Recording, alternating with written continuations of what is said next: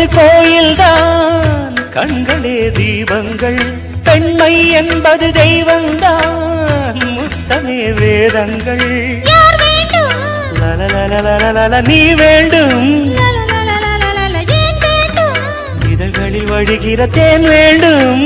இளங்கொடி குலுங்கிடும் மார்கழி மாதங்கள் கண்களில் உள்ளது, சித்திரையே நடி நெஞ்சுக்குள்.